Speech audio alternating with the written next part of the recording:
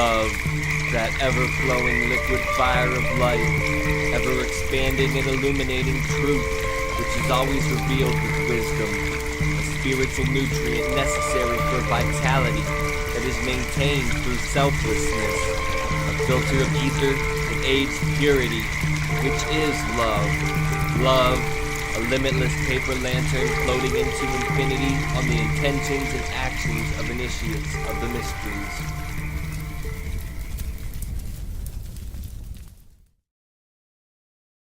Welcome, fellow Phoenixes, to the Spiritual Phoenix Podcast, where we make a daily offering to the divine by putting our past on the pyre, searching the smoke for spirituality, turning the ashes into art, adapting isolation into connection, and manifesting mental wellness. I'm your host, Ross Cessna, and together we are the Spiritual Phoenix. The intent of this show isn't to tell you what to think, but to get you to think and articulate yourself in a way that is uplifting. We are the artists of our lives, and today is a blank canvas. Let's collectively create a better tomorrow. And right now, I'd like to take a moment and focus on what we're grateful for today.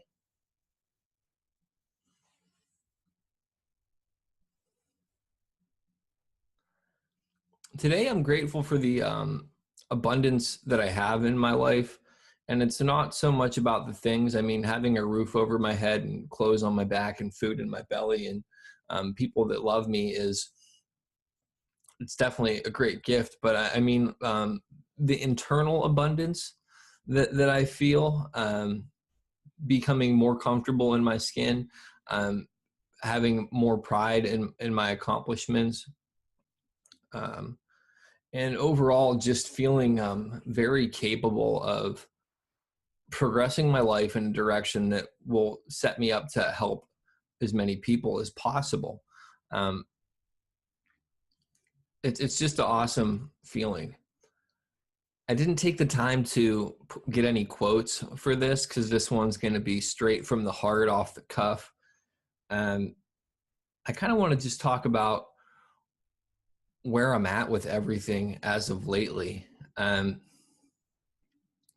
After the solar eclipse and all that kind of stuff and dealing with Mercury retrograde, I'm sure a lot of people kind of felt those different energies that were going around. I know for me, I had like this huge download from the universe or whatever you want to call it. And it really brought me to this point of processing a lot of old behaviors, old belief systems, old perceptions of reality. And it really helped me clear the cache of my mind somewhat, like a factory reset. I mentioned before that I'm doing the No Fap challenge, which is no porn, masturbation, or orgasm for a set period of time.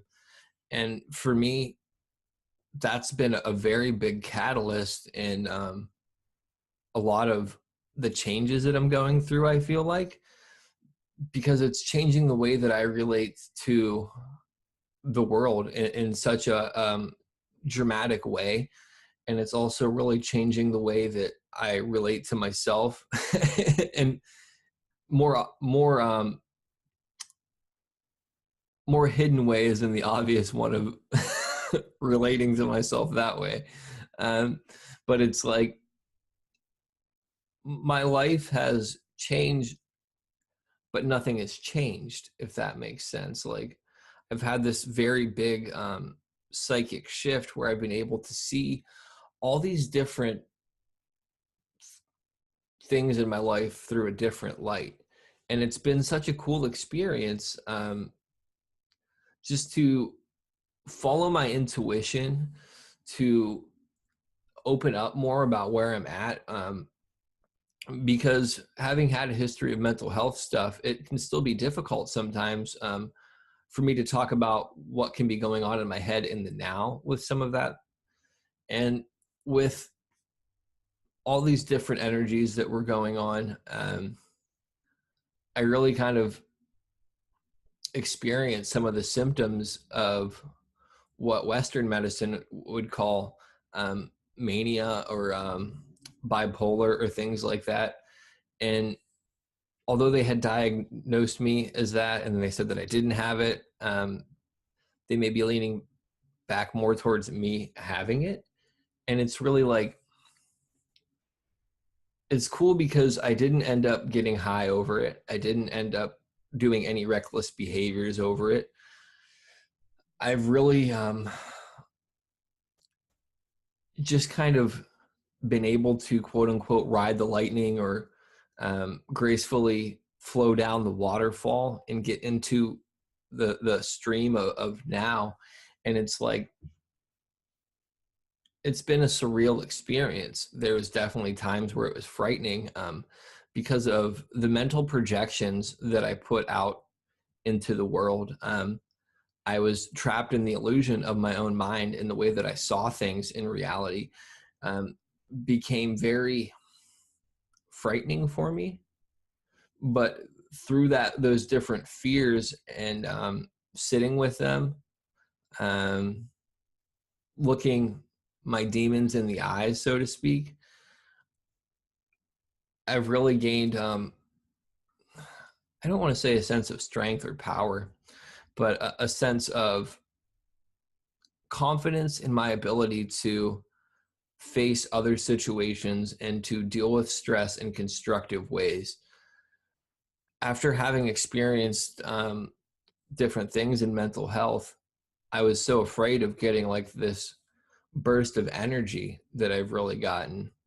But I've been able to channel it in constructive ways, such as exercising more, such as organizing other things, to really progress the business end of this podcast.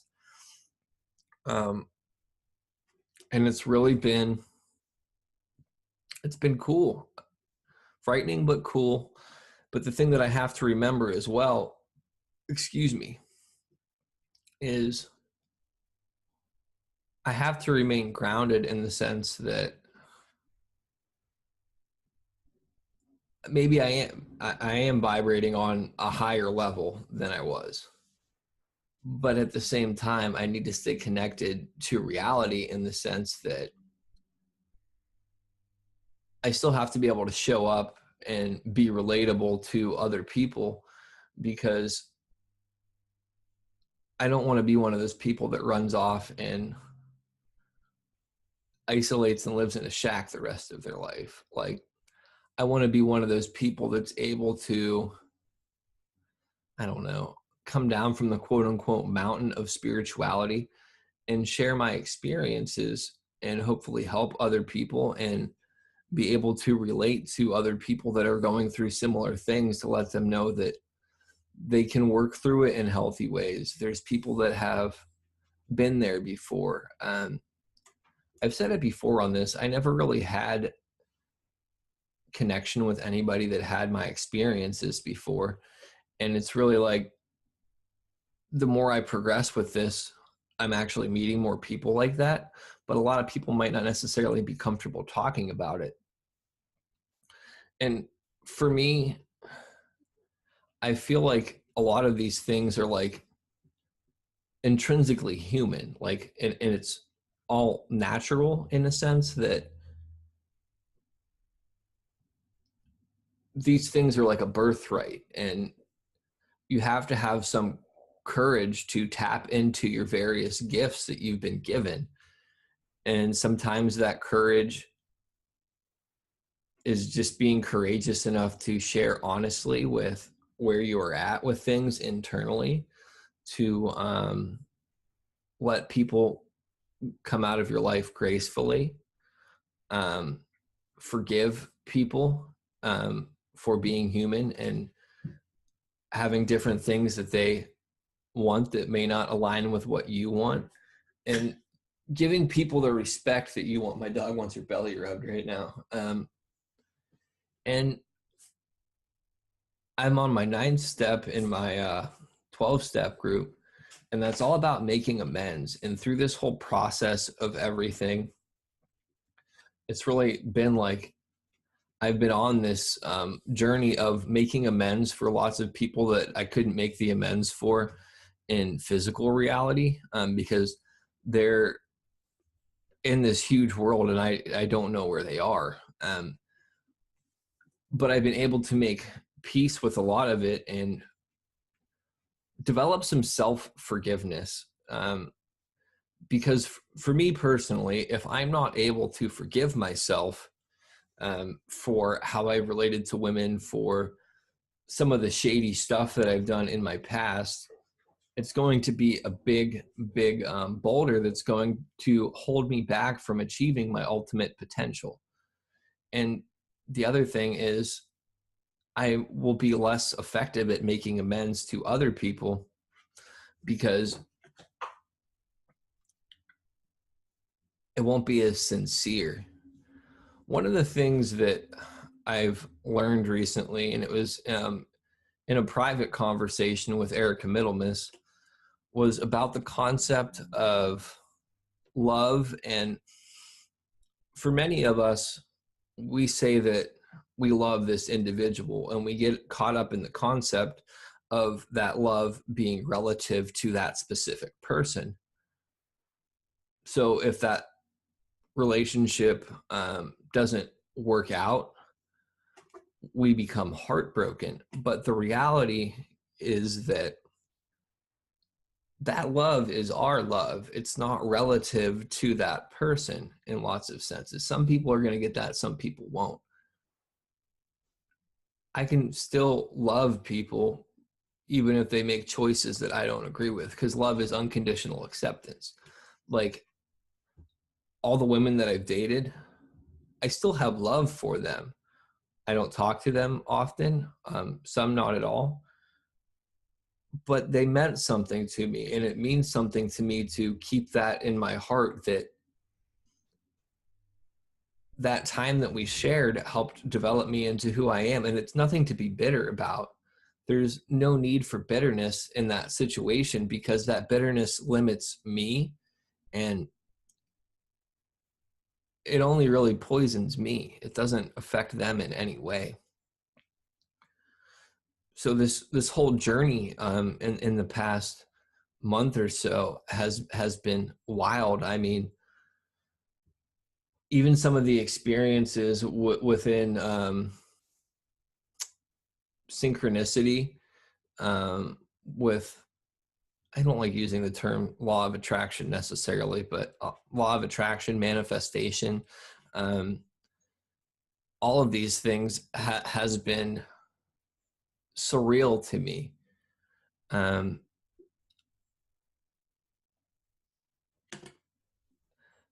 There's various things where, if you can trace back where your life goes based upon individual choices, like not big choices, but just somebody bumping you kind of and sending you a different direction one night, and then that having this completely different effect on your life.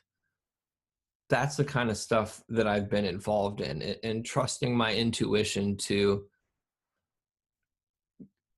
guide me to places that I may have felt uncomfortable going, but also feeling safe in the sense that I'm not going to jeopardize my clean time. I'm not going to jeopardize my safety. I'm not going to jeopardize the safety of another. Like, it's been a wild ride so far. I'm going to be scaling back some of my releasing of content, because I need to develop ways to make money from doing this so I can continue to do this, because I enjoy doing this. Like, I want to help people, and I feel that I've been given my unique life experience specifically so I can help people who may be in similar situations, or who just need to take pieces of what I say and translate it into their own story and become their own personal guru, or whatever. Because again, like, I'm not a guru, teacher, student, maybe. I say the word teacher very, very lightly as well. Like, I still have a lot of lessons to learn. I have learned a lot of lessons. I'm kind of just in the middle with it. And the middle is good enough for me, really. I think that there's an incredible, there could be an incredible amount of pressure with extreme recognition or this concept of like attempting to be entirely spiritual, because it goes into the concept of like spiritual narcissism in some senses. And I definitely know that being on the bottom of the barrel, or as low as I was on the bottom of the barrel, because there's people that have been in worse situations that have done different things than me. And I'm not talking about like value wise as a person or things like that. I'm talking about internally, like how I relate to me in that sense. Like staying in the middle is where it's at, because even with these experiences, with the intense energy and things like that, if I do have bipolar, or I mean, even if you just use some concepts in Hermeticism, the higher I rise, the lower I'm going to fall when I crash. So if I'm able to maintain a middle and maybe steadily raise the bar for what the middle is, it doesn't negate the fact that I may have difficult situations at times, but it minimizes the ability to which I stumble from them, or the ability to which they disrupt my life. I've talked about that concept in the philosophy of personal neutralism. And the other thing I'm really digesting now is like this concept of incremental, persistent incrementalism, which I've talked about in the philosophy of natural change.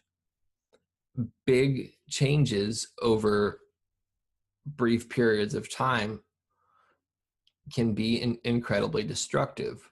Look at the hurricanes that have come. That's a huge change. That's this huge force. Or look at the earthquakes that have happened before. Big changes, huge disruption. So it's really like, I just need to go with the flow, go slowly, hold things very lightly, let what's going to come to me come, let what's going to go to me go, and move forward. With that, that's all I really have for now. This is one of the hats that I've made. You can get it on my store. If you see, it says Psychonaut. It's got this cool little astronaut dude. He's on some of the shirts that I've developed as well, which I have one on right now. It says, "Let's explore space, both inner and outer, together." This stuff is available on my store, www.thespiritualphoenix.com/shop. I got some jewelry up there. I'm going to be putting some art up there and some other things coming up. And I'm going to be working on several other projects and trying to develop this more, and hopefully develop a community of people that can really understand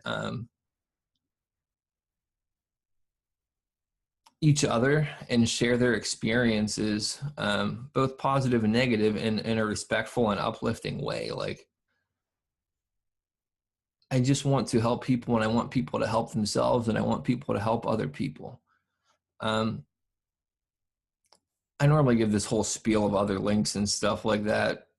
I'm not going to do that today because this is just kind of on the whim. But yeah, with that, I love, respect, and appreciate all of you. Love and light. Namaste. Don't believe. Don't follow. Do not consume. Do not watch. Largely what I'm talking about here is reclaiming experience. This is what's been taken from us. It's a self-advancing, self-expanding, self-defining process. And it takes no prisoners. The real world isn't a spiritual world, it isn't a material world, it isn't an empty world, it isn't a solid world. It's simply